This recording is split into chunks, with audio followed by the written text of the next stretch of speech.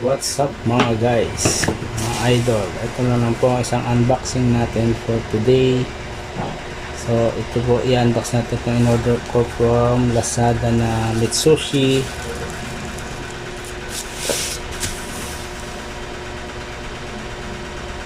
Mitsushi brand. Ang ano po niya is yung pang buffing, polishing. So ano po ito? Tawag dyan, portable. So, buksan na po natin.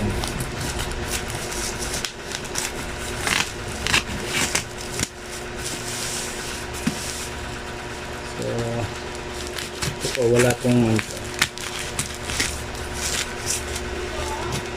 walang bayad po ito. Ano lang. So, review lang. Ayan po. So, yun. Portable.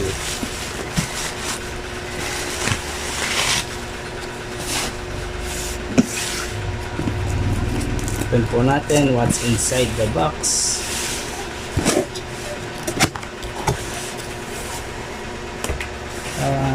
Wow! So, ito yung manual. Manual niya, yung Mitsushi. Ayan, ito na po yung mismo.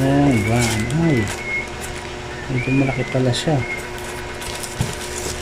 Ito o, ang wrapping 2, 3.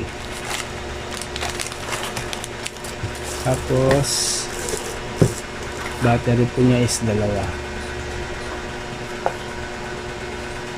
1.5 mAh. So medyo mabigat, medyo matimbang din siya. Kung alam mong may maganda yung quality kasi medyo matimbang siya compare sa ibang China brand. So ito na po yung ating pang bapping machine. So ganyan, ganyan po siya kalaki. Ito yung kamera.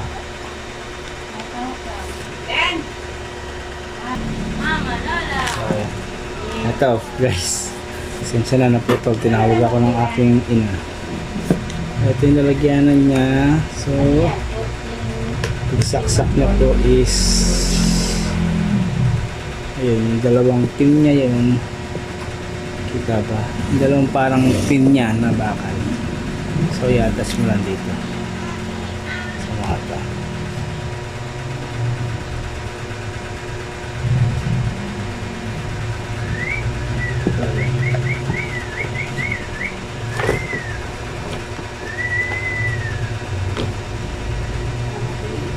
Kailangan niya tapin natin yan.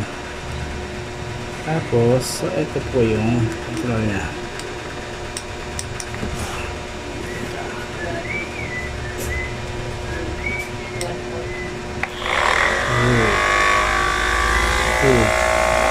Ayan, gano'n na. Ang bilis guys. 3.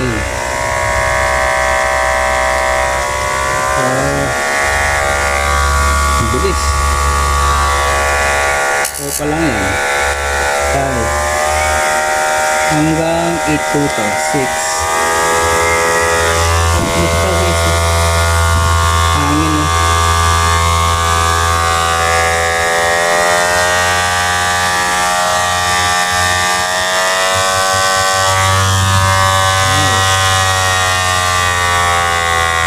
Ito po yung battery indicator niya, tapos ito yung speed niya.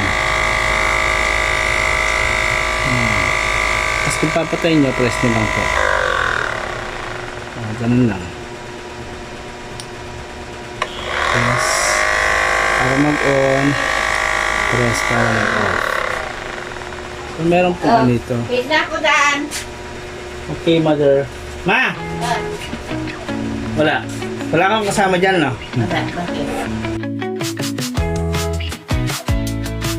Please like, share, and subscribe po. Thank you.